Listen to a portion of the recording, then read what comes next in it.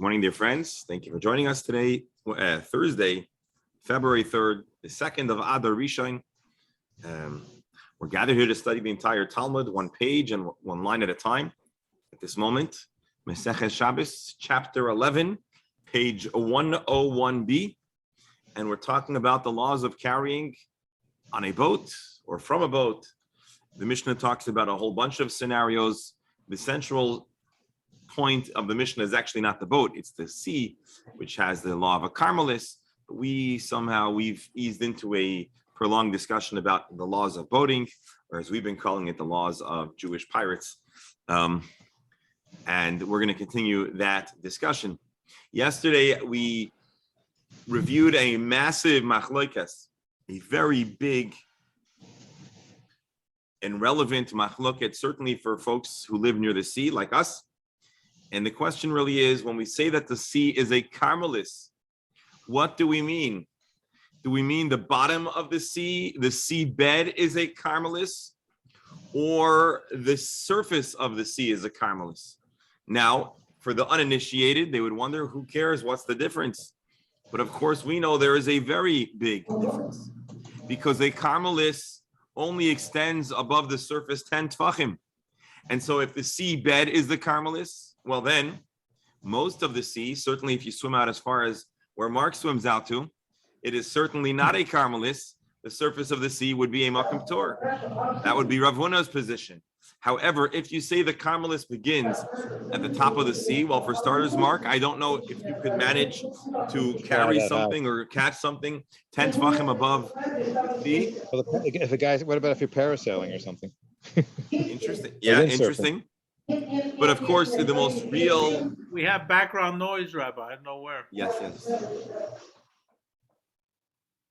I'm just going to hit mute all, and we'll invite everyone to unmute, and we'll occasionally resolve it by muting everyone. So again, comments are welcome. We'll just be mindful of the background noise. But the main issue is mostly relevant when one is traveling on a boat. And the question is how do you interact with the sea? It's pretty clear that fishing is off the table for Shabbos, but there are other similarly sounding words. No, on occasion, one does need to take something from the sea, namely water, or you need to cast something back into the sea. Different types of waste and otherwise not potable water that has no more use. Rashi, I believe, talks about the soap from dishes or other, anyways. But the biggest issue, of course, is to take drinking water. To point out, most likely this would only work if you are boating in freshwater, maybe one of the Great Lakes, or a river, or the Kinneret. Obviously, if you're at the high seas, if you're in the Atlantic or the Caribbean, you're not scooping drinking water, and hopefully you're drinking a lot of beer and rum or otherwise preserved and safe to drink beverages.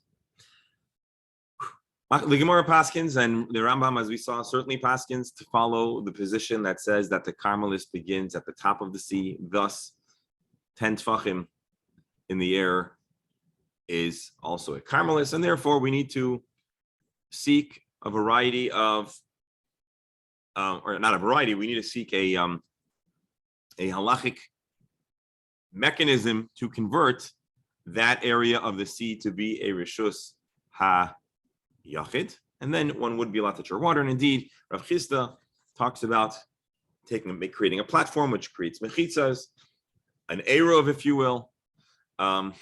It's not quite an eruv, but I'm using that word, but something to convert that which is underneath it into a rishus ha-yachid, and then you can extract, then you can take the water. In the final moments of yesterday's Gemara, we talked about a very shallow boat. We said one might be permitted to pour something out, but not take something in. And that was introduced to affirm that if you need to pour something out of your boat, most likely the best solution would be to pour it over the edge onto the wall of the boat and let it drip down the side of the boat, as opposed to pouring it directly from the boat into the water. And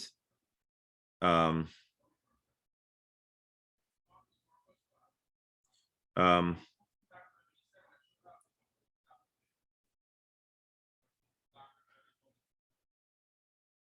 anyway, so that's what the Gemara discusses. Being that we're talking about pouring something on the side of your boat, that might explain why Rashi describes it as something relatively harmless. You can imagine certain undesirable substances one probably would not like to pour over and onto their boat.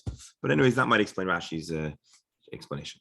And now I think we can jump into the next section of the Gemara, and we're going to come across another concept that has broad-ish application. So it's not only going to apply to our immediate discussion, it'll apply to other areas of halacha too, as we'll soon see. So we'll share the screen. And once again, we are still talking about the laws of pirates, or better put, the laws of boating or being on a ship on Shabbos. Until now, we were talking about a large ship, and that was the distinction we made. A large ship is going to certainly be 10 tefachim above the bottom of the water, but even or also likely that you'll be elevated above 10 tefachim from the sea. Now we're going to talk about small boats, smaller boats. And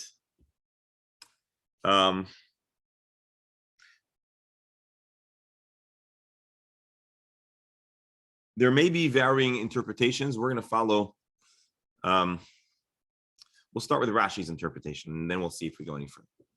Amar Ravuna said, Hani Bitziyasa de Meishan, the itty bitty boats, the little boats of Meishan. What is Meishan? So Meishan apparently is a river that's quite narrow. And so the river can only be traversed, can only be traveled upon with small boats. Not only are they small, but their design is such that it can navigate the shallow waters. Rashi says, Sfinos Ktanois, we're talking about small boats, Uktsarois Milamata. And they are short, narrow at the bottom, Ad Kichudai Shel Sakin. And they come down at the bottom to a point, which is reminiscent of the design, I believe, a common design in canoes. Many canoes, I believe, come to somewhat of a, is that true? Mark, are there any canoes on the island? They're not any here, but I know it becomes narrow at each end. Yeah, I mean, I think these are probably even more pointy than a canoe, but you get the idea. You want to keep it kind of. There's a kayak here. So kayaks have a flat bottom to my. Flat, they're flat, yeah. As I recall. Well, we can see how our illustrator at Daf HaChaim illustrated. Hold on. By the way, in case this is yesterday's Gemara, in case you were wondering what it looks like to pour something on the edge of your boat, in case you had a hard time visualizing it, now you could. So anyways, this is how they conceive the boat, a little more sophisticated than a canoe, but as we say, other niche, the point is it comes down to a point. And so what's the problem with that? We'll see in a moment what the problem with that is. Ein metaltalin bahen ella be'arba. You can only carry in them 4 amos. less than 4 amos. Why? How far can you carry, at least biblically, in a Carmelit, how far can you carry rabbinically in a Carmelis? So for less than 4 amos. Less than 4 amos, just like in a Rosh Hashanah, biblically, you can carry less than 4 amos. So let me ask you a question. So the same, because in those boats, the keel is less than 4 amos, then, 4 tefachim. but then don't we have the concept of mashlimim? So that's going to be, in the Gemara is going to use different words to ask your question. So yeah, the Gemara is going to ask, surely we recall in a few scenarios where we drew imaginary walls or conceptually we extended the walls. And that's going to, doctor, that's a very, very astute and good question. That's going to be the bulk of our ensuing conversation. But let's hear. Hani Bitziyasa Demeshon, these little boats. Ein metaltalin them elba arba. One is only allowed to carry arba. Rashi, the lav rishus hayachid. It's not a rishus hayachid. Why? She'ein berach van arba. It does not have the dimensions that create a rishus hayachid, which is arba tefachim. 4 tefachim. Lefichach ein mechitzoy seihen mechitzos. Although it's enclosed, because it is lacking a fundamental component to the creation of a Rishus Hayachid, namely the width of 4 Tvachim. Therefore, it is not considered a Rishus Hayachid. And at this point, it sounds like we're saying it is therefore a Carmelis, and a Carmelis one is only allowed to carry less than 4 amos. By the way, Rabbi Steinsaltz, oh no, that's a different word. Hold on. No, we'll get there soon. Rabbi Steinsaltz says that they were similar to Roman boats, which indeed narrow toward the bottom. As we saw yesterday, we saw some pictures of Roman boats.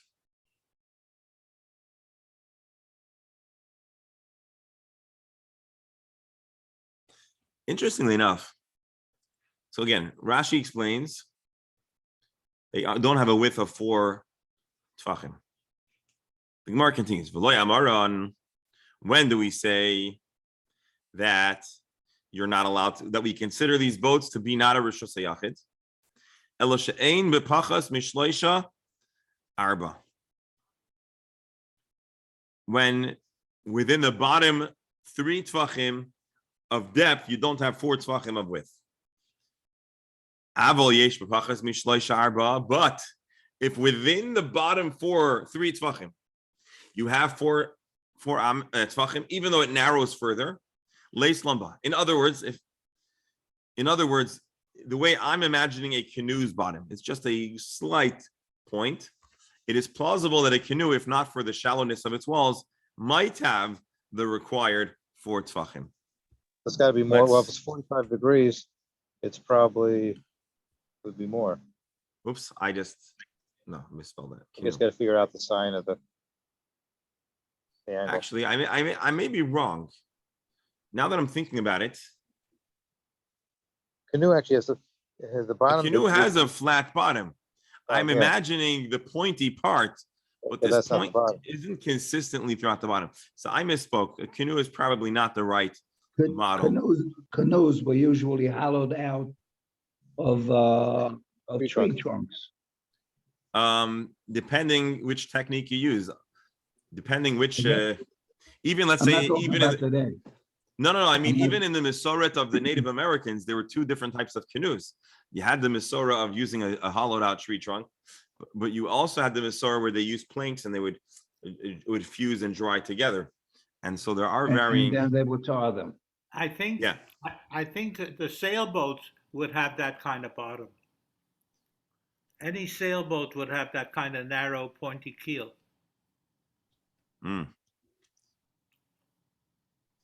Is it keel or I don't know.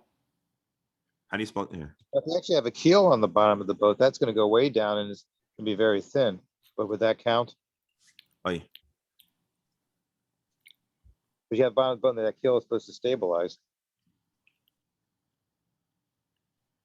All right, we'll take the Gemara's word. Well, Oh, there we'll you take go. here. Very interesting. Hold on. Let's take a look over here. Let me see if I can open this. This is what I was looking for. Open a new tab. You have long tail Here. boat. This Bottom. is V bottom. a number of ancient boat types that have survived to the present. Again, this is not scientific, just to get an idea. The raft still in use include the Brazilian jangada, the catamaran. The Brazilian and other sailing rafts have dagger boards or center boards fitted between 2 center logs to allow wind. Okay, whatever. That's not really relevant. But we see over here. You had is a that- better picture. You had a keel. Go back 1 shot on Hold the on, hold on, hold on. left-hand side. Well, let's do this. Where? This? In the corner, long tail boat. But Yeah. Seems to have a point. It's only in the front though, isn't it? yeah, I mean, to me, this looks like the same as a canoe. It's pointy in the. I mean, look, we get it even without the illustration. I just thought it would be interesting to. So here, I'm thinking something like a V bottom kind of boat. No, the angle's so wide that the 3 Tvachim. So Mark, so here's the shaila.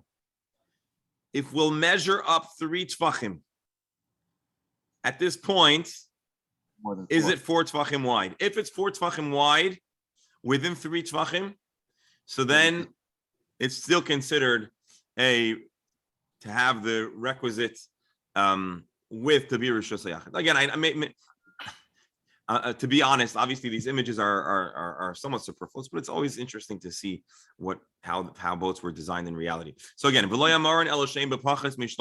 this is only when there is not the width of 4 tefachim within the bottom 3 tefachim.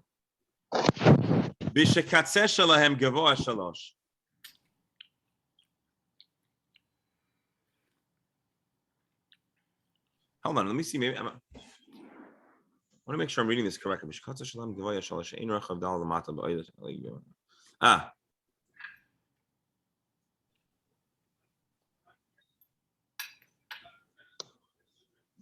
Okay, yeah.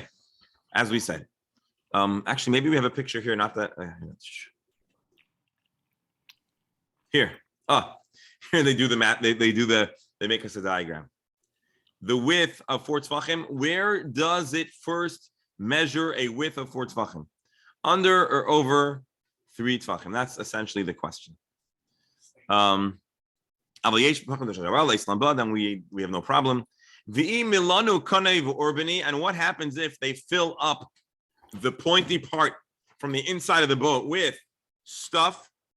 What kind of stuff?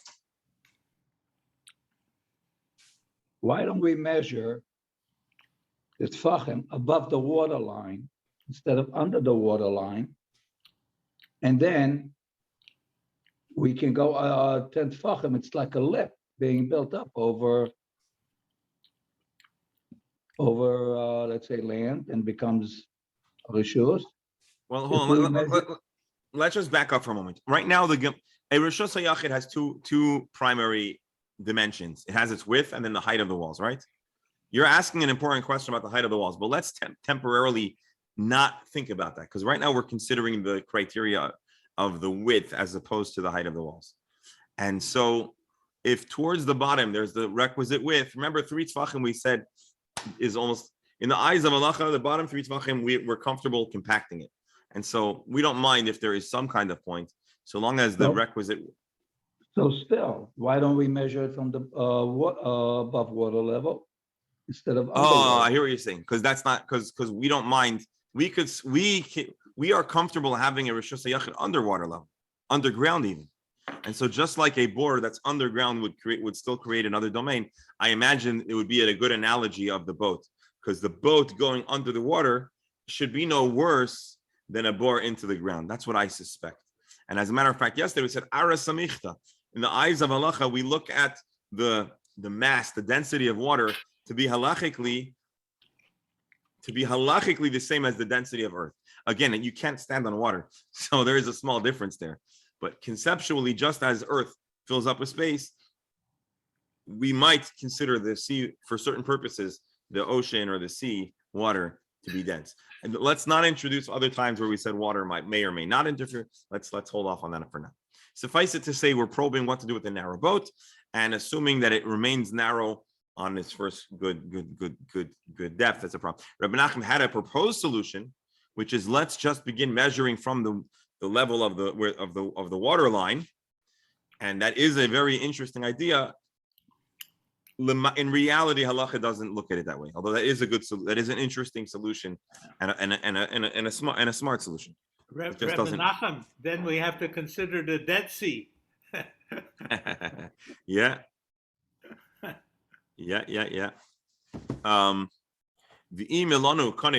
If we stuff the bottom of the boat at the very pointy part with reeds and other kinds of organic material, reeds and willow branches, also lacelon blood, then we imagine as if it is non-existent.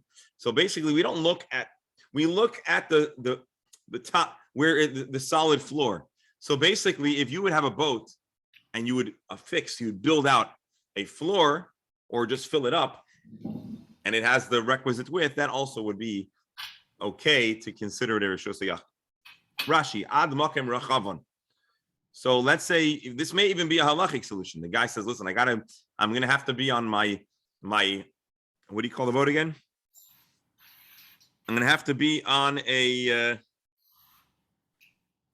what do we call it? We're gonna have to be on a bitzasa demation. I'm gonna have to be on this boat, and I'm gonna be on it for Shabbos. But I want to be able to carry across the boat. So they might say, you know what? Then you have to make sure to fill up the bottom so that it has the proper width. And so therefore, those are different teachings that Rav Huna teaches. Now, hold on. We have to back up now for a moment. Okay, maybe we'll do that soon because I forgot an important. Well, hold on. We'll hold off for now. Rav Huna teaches these little narrow boats. You have to make sure that they're considered a reshus hayachid because otherwise they are not considered a reshus hayachid. Maskeh lo Rav Nachman. Rav Nachman asks now, Dr. Steinler's question. The lema good aches mechitzta. Let me read you in Rabbi Steinsaltz, and then we'll lower the partitions.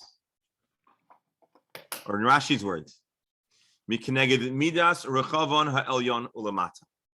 Look at the walls at the point where it is at a satisfactory width, and then continue with an invisible line downwards. In other words, the walls come to a narrow point, but instead of following where they actually come to a narrow point, consider conceptually as if the walls continue to go down. Now you're hearing this and you're saying, what? Another legal fiction? What's going on over here? Who cares? Since when do you say that? That's a good question. But the reality is there is a precedent in halacha to draw an imaginary conceptual line to establish and create mechitzot, even if they don't actually physically continue. Let's read Rabbi Steinsaltz's explanation and then we'll continue. The upper part of the raft is sufficiently wide and its partitions are sufficiently high. So why not consider as if the partitions of the boat descend from the top of the raft in a straight line to the bottom? This is almost identical to the question, I believe, that Rebbe Nachum asked. Because in the eyes of halacha, if you have a satisfactory height and width, well, then the walls just continue. Just like we talked about building mechitzas over the water and casting the designation of a reshus hayachid downward. Well, let it work here as well. Good, achis mechitza. Let the walls conceptually draw downward. Let's see if they drew us a picture here. Okay, I mean, the picture doesn't do much to add, but at the point where it's sufficiently narrow, just imagine that the wall draws downwards.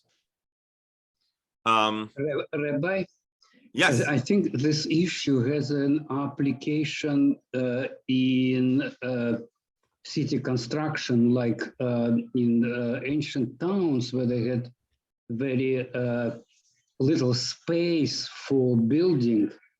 They built the building so that the upper stories were wider than lower stories, especially in Venice, in the ghetto. And that raised the same issue. What was around the lower part of the building, since the top parts of the building overhang there, whether it was still Reshut HaYachid or it became Reshut HaRabim. Very interesting question. And by the way, Professor, even to this day, again, I don't have a background in building, but I'm learning a little bit on the job.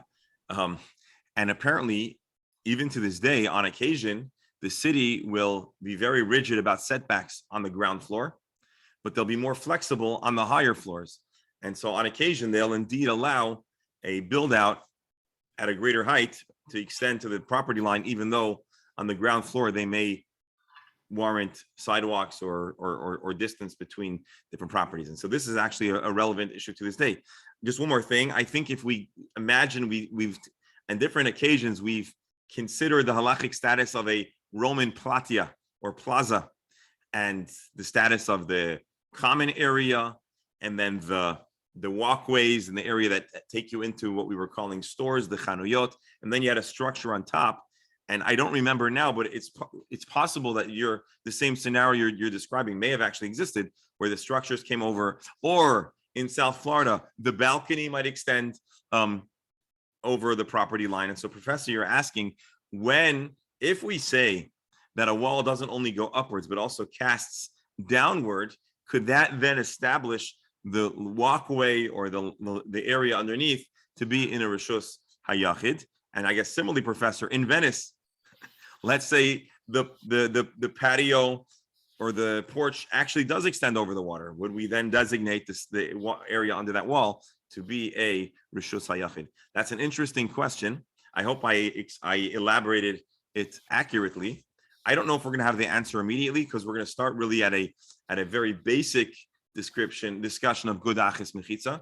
But Professor, if I could phrase your question otherwise, what are the limitations of this principle? Where would this principle not apply? Our Gemara is still trying to figure out if it ever applies. But once, or if we determine that this principle can actually be applied halachically, what are its limitations? When is that invisible wall cut off? And that's actually going to be the subject of today or tomorrow's Gemara's discussion. Rabbi, I have a real weird question. Sorry. For obvious reasons, we wouldn't know. How would we paskin a submarine today? That's an interesting question. Well, explain your question. No, how do we treat it? It's not a boat. It has nothing to do with the tpachim above or below. What can it you itself do in the submarine? Is a submarine Rishus HaYachid? That's an interesting question. I imagine so, but what we probably could do is, after we finish this Gemara, we could take the rules that the principles that we've gleaned, and we could try to figure out would this work in a submarine. I'll tell you why I think it does. Because a submarine does have the walls and it has flooring. So on the top of the floor, you should have the requisite width, you should have the requisite height, and so it should be a Rishus HaYachid. So then we'll ask the professor's question. Well, okay. You're not going to open a window. We don't have to worry about that. As the submarine goes through the water, does it extend, assuming a submarine is a Rishus HaYachid, well, does it extend that designation below the submarine, above the submarine? And so we have a lot we still need to uncover about how walls of a Rishus HaYachid might share or not. And of course, the professor will remind us that unlike a Rishus HaRabim, where there's a cutoff above the airspace, it is not Rishus HaRabim. And we've pretty much established, at least in our Gemara, that a Carmelis is the same. Well, the Rishus HaYachid is different. It casts its designation all the way up to the heavens. And so that's an interesting question. If you'll say that a submarine is a Rishus HaYachid, well, then can you carry on top of a submarine? Figure out exactly how you're doing that. But anyways, a very interesting question. No, but they What also about a hovercraft? probably dispose of waste also. There's the same kind of questions, I imagine. Well, I mean, a submarine was certainly not an issue that I don't believe the sages of the Talmud were considering. And there's probably mechanical. There are mechanical and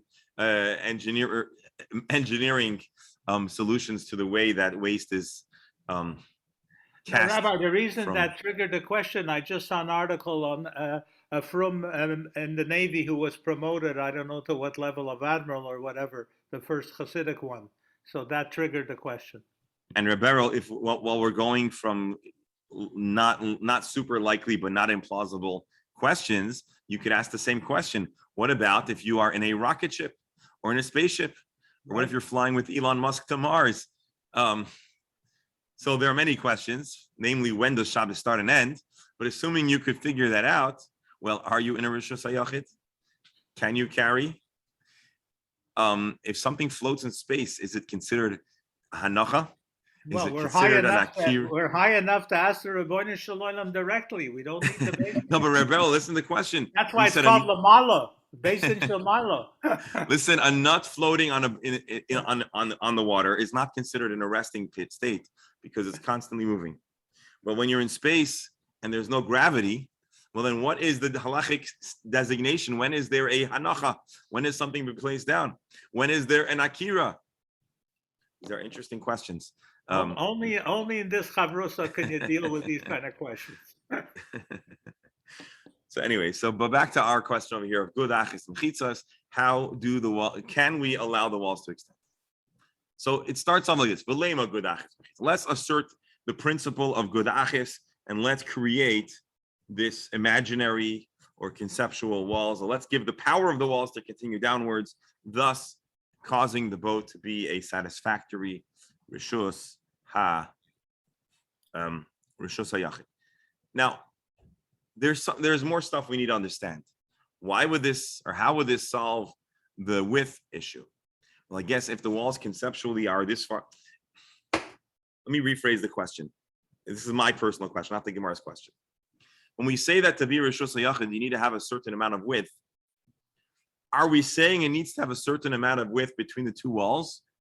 Or are we saying that there needs to be a platform that is a substantive platform? And a substantive platform is to the halachic consideration for tzvachim. And therefore, who says that this legal fiction, it might work to the establishment of mechitzot, but how does that help us with our desired and necessary platform width? So that's my question. I suppose it comes in here somewhere, but anyways. So back to our question. Let's apply the principle of walls going downwards. Miloi Tanya, is it not so that we have this principle in halacha? Rabbi Yossi, Rabbi Yossi, son of Rabbi Yehuda, taught the following. If there was a post, a stick, shoved into the ground, affixed into the ground, and on top of this post, there is a basket.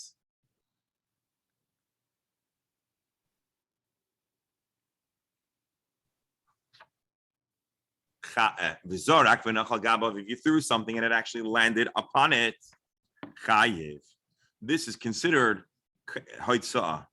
causing an object to go from a rishus harabim into a rishus hayachid. Where's our rishus hayachid? The basket is a rishus hayachid.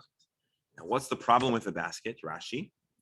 Ein amok yod. The basket doesn't actually have 10 tfachim of walls. But we consider and we count as if it has the height of 10 tfachim. Shemidas hakana oilaloi begoivai, because the post that's supporting the basket give it height. V'hakana in rachav arba, but the post does not have the requisite width. Elo sha'anu imrim. So this Rashi answers my question. Elo sha'anu imrim b'mechitzois hatraskol. We fuse the walls of the mechitza, which have the requisite width and height, and we say good achis, we cast it downwards, although at the bottom of the structure it is too narrow. Halachically, we will consider that the walls of the edge of the basket cast downward as if it surrounds the post. The hevelu hekef hamechitzois minakarka ulamayla, and we'll consider that the walls are satisfactory from the ground and upwards. L'shavi roishoi rishus hayachid, so that the top of this basket, which is hanging in a public domain, is considered a rishus hayachid.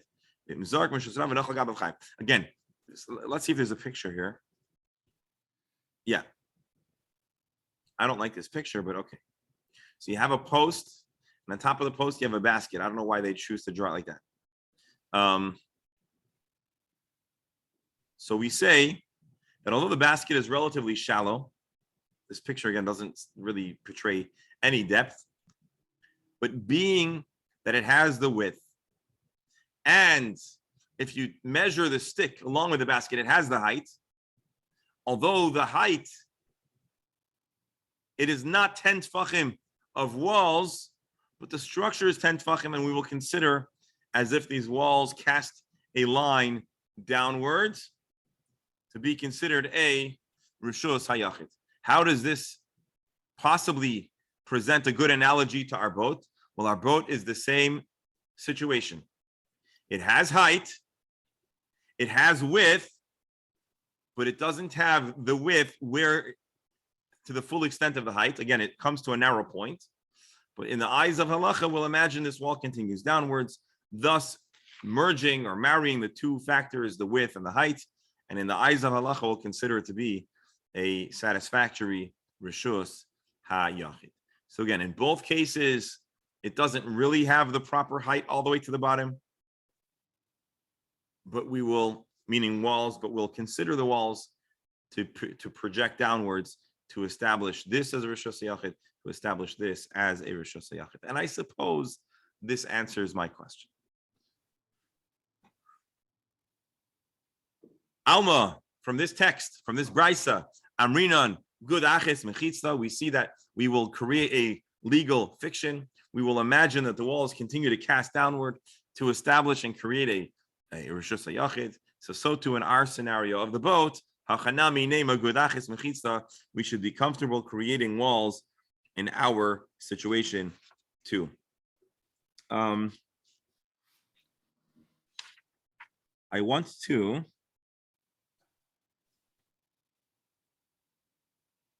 I just want to read for you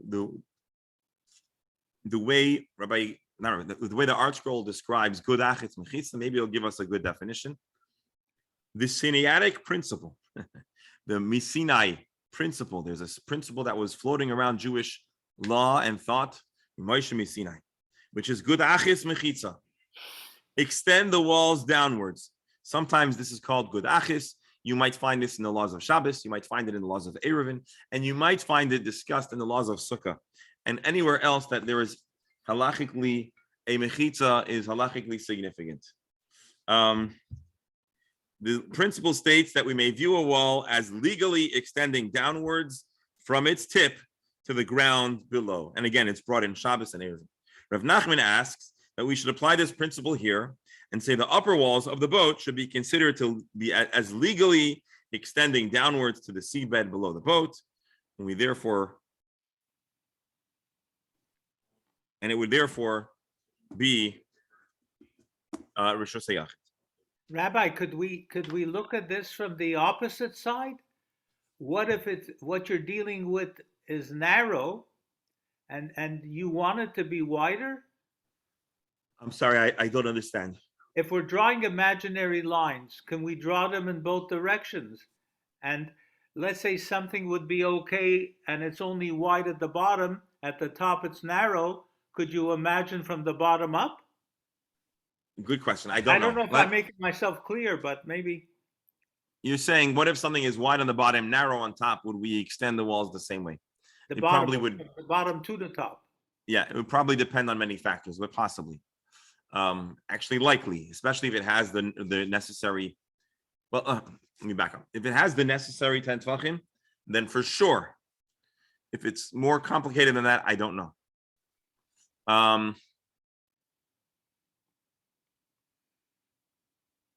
Maskiv le Rav Yosef. So again, what happened over here? We have these boats, and Rav Huna says that there are all these restrictions. You can't really carry on them if they don't have the proper dimensions. We have Rav Nachman saying, hey, why are you restricting the lifestyle and the ability to navigate these boats on Shabbos? Just say, Kudachetz Mechitza, apply this principle, and now you can carry on these boats.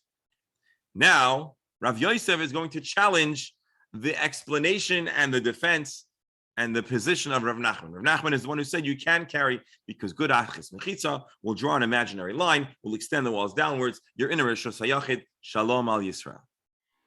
Maskal Rav Yosef. Rav Yosef says, hang on a second.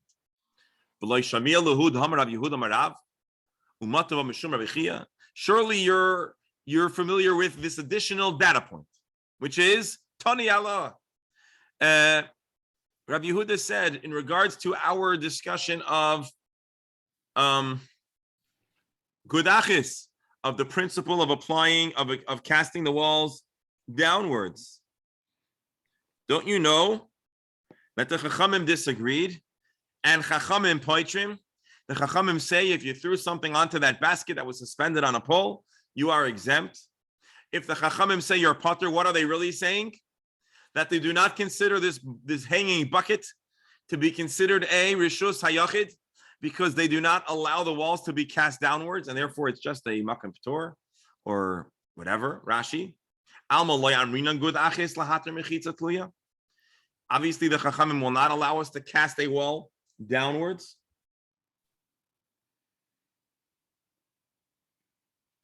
Amar le Abaya responds to Rav Yosef. Yosef is the one who says, hold on.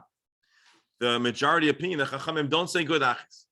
If they don't say good achis, then the basket hanging in the Rishus HaYachid, and the Rishus HaRabim is not a private domain, and our boat is not a private domain, because we're going to probably follow the Chachamim. Abaya pushes back and says, "Va'at lo tizbra." Don't you embrace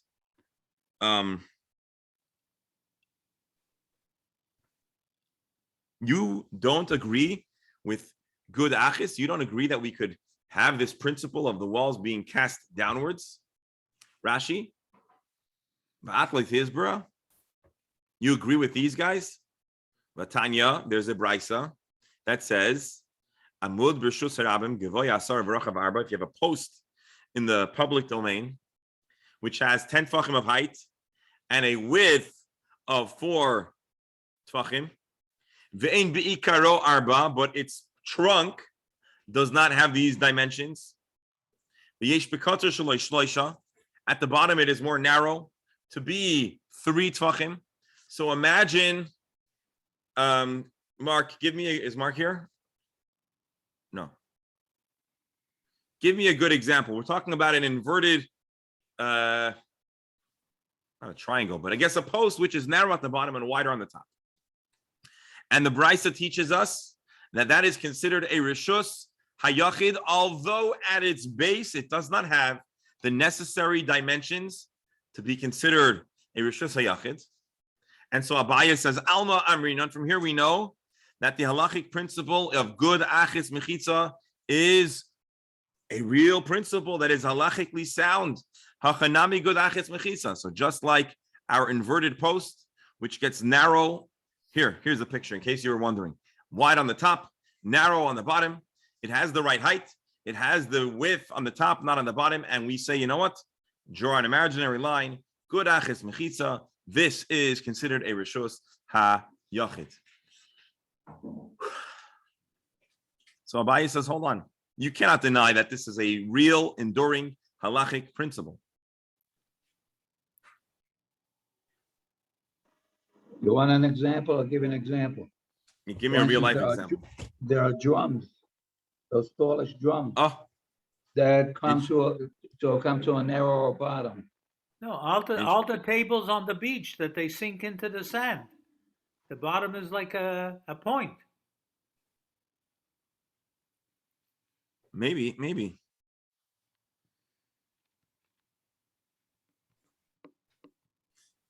Interesting. Anyway, so hachanami good achis mechitza. So we have a principle of good achis mechitza. And this. So at this point, we've established that, yes, there is a good achis principle. There is, for real, the halachic principle of the walls extending downwards. But we still don't know where they extend, what their restriction is, where they can be applied. And so the Gemara is going to continue to probe where we would apply this principle and where we would not apply this principle. Professor, I don't believe today we're going to walk away with absolute clarity to your question, but I think we're getting there. We're feeling out the limitations of this principle. So the Gemara says, my area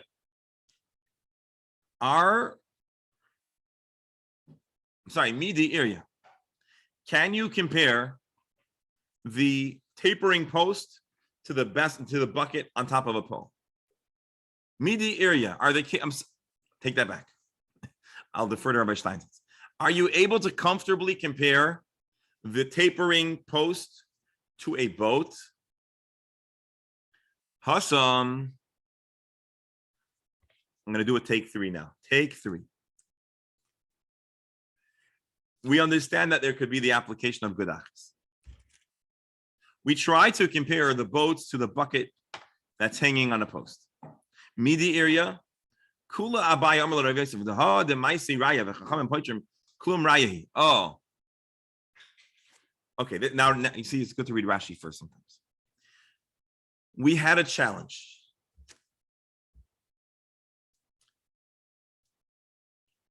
Rav Yosef challenges our ability to give a waiver to carry on the narrow boats.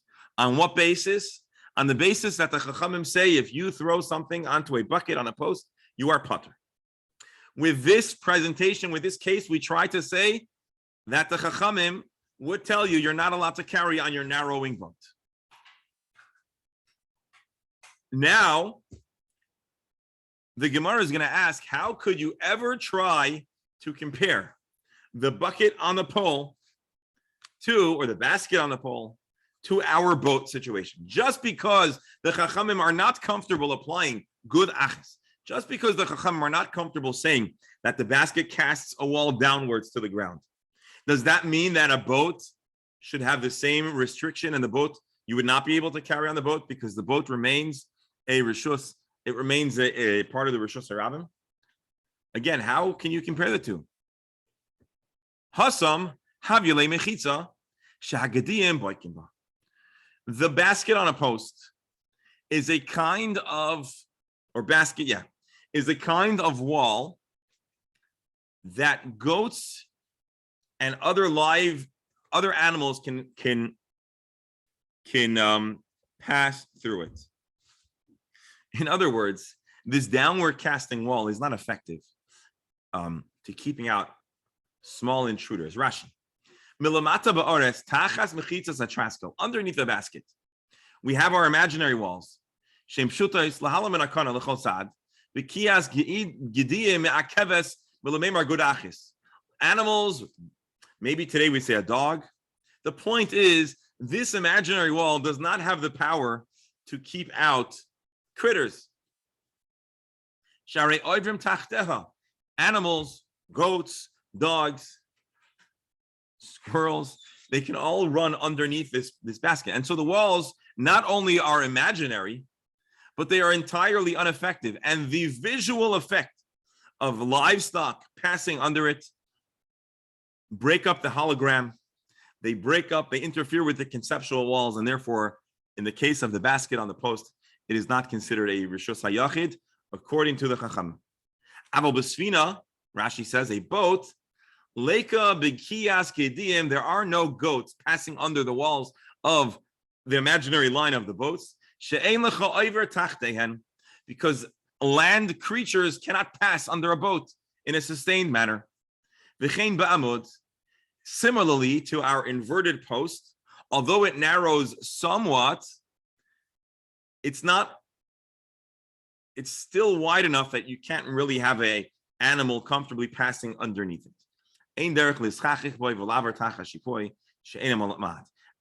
Let's take a look at our pictures here again. Rabbi, post, why doesn't somebody ask the obvious question? You're using a goat, an animal. Here you have fish. Reberol, that's the next step in the Gemara. Oh, good. You're mechav. But first, this looks like a maypole. Does that sound correct? Anyways, you have this post with something on top of it. It's so narrow.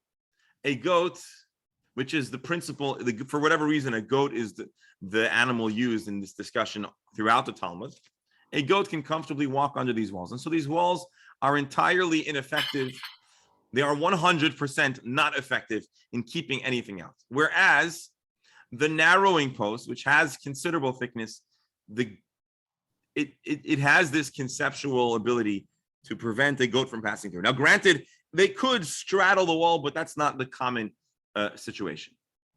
Now, Reberol asks a good question, but let's back up.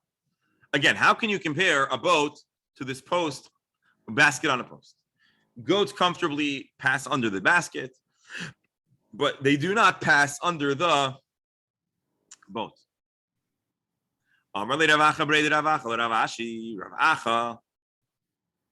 Son of Ravacha asks Rav Ashi, Gabe Sfina Nami. It's not entirely true. Boats also have stuff that can pass through. Granted, land animals are not passing under the boat for the most part. But there are sea creatures, Sfina Nami, Ha'ika, Bekias, Dogim. There are fish.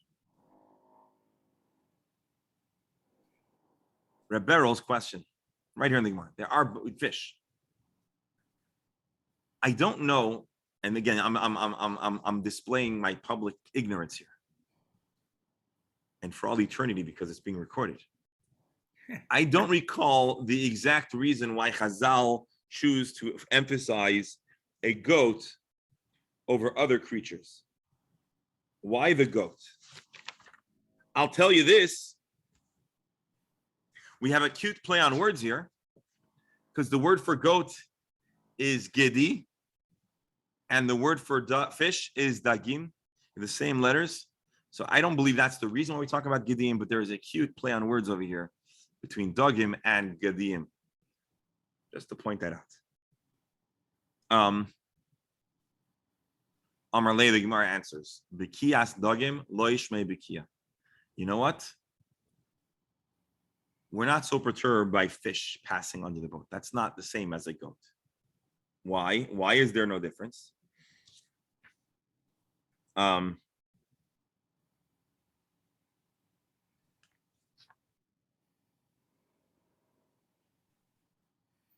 Why is it not the same? So Rashi says, Lefisha einon nirim. We cannot see the fish. There are fish. You can't see them. Now, Mark's not on, but I'm sure if we'll ask Mark, he might beg to differ, because when he's in the ocean, maybe he sees fish. And if you're in a boat and you look carefully, you can't see fish, but certainly it's not as visible as goats.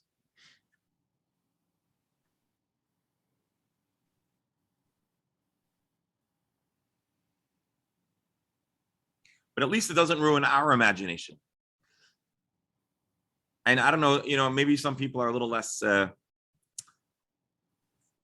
squirmish, but I know people who you'll talk to them and you ask them when they go to the beach, they say, oh, I love it, they swim in the ocean. You say, what if there'd be a fish in the ocean when you swim? They say, oh, no. And little do they know there's plenty of fish in the ocean. But sometimes if it's very still and there isn't a lot of traffic, maybe you can see it. Maybe once or twice it'll nibble on your foot. But more or less, by the time the beach is busy, the fish are a little further out. And so you can kind of pretend they're not there. That's what Rashi seems to be saying. Except for the sharks. Except for the sharks and the rays and the manatees. Anyways.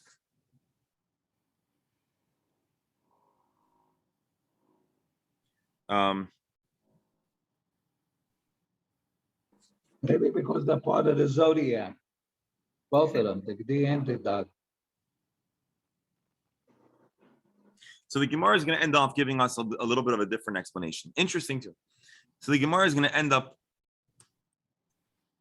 agreeing that we're not worried about the fish, but for another reason. Minot Tamer, how do I know that in truth the fish are not an issue? Rav Tavla once asked Rav, what happens if you have a building that's half an abandoned structure and you have a mechitza teluya? You have a wall that's hanging, but it doesn't continue all the way to the ground. At the ground level, it's broken, but the wall extends. And Professor, here, I don't think there's a floor underneath it. So that would be an important distinction. Rashi, shederech liyos ba mechitzois shenaflu tachtein v'kayamas melamala v'tluyas. It's possible in an abandoned, partially ruined structure that you could have the ground walls have fallen, but above they're still suspended. Now, my concept of a churva is the opposite. I imagine, because I visited archaeological sites in Israel and in Rome, and usually we see the ground level usually more intact and the roof less intact. But it's possible that at a certain state in the process of an abandoned structure, this could happen. And so we'll take the Gemara's word for it. And there was a question, do we consider the walls that are above but not below to enclose what was once an enclosed structure, now it's open? Amar Lei, Rav answers, a mechitza teluya materis, a suspended wall, a wall that doesn't come down to the ground, does not create a rishus hayachid. So let's now imagine we have a house, a structure. It once stood comfortably, and at this point, the ground, all of the ground walls, the walls on the ground floor are not there. Why are they not there? I don't know. Maybe people how do you call it? People took the building materials to put in another structure. I don't care how, but that's the fact. But the second floor has walls hanging above you. Is this considered a mechitza? It's a mechitza teluya. Why is this a good analogy for our boat? Quite simply because what is the floor of the Rishus of the Carmelists. Reb Beryl, what is the floor of the Carmelists on the seabed? Yes, I just the give it away water. on the sea. It's The the water. ground. It's the floor, according to Rav Huna. So, in a sense, the boat's walls are also suspended in the air. They don't come down to the bottom. And so it would be a good analogy.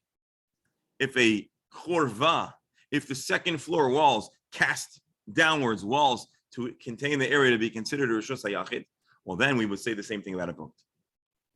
But we don't say so. Ein mechitza tluya muteres.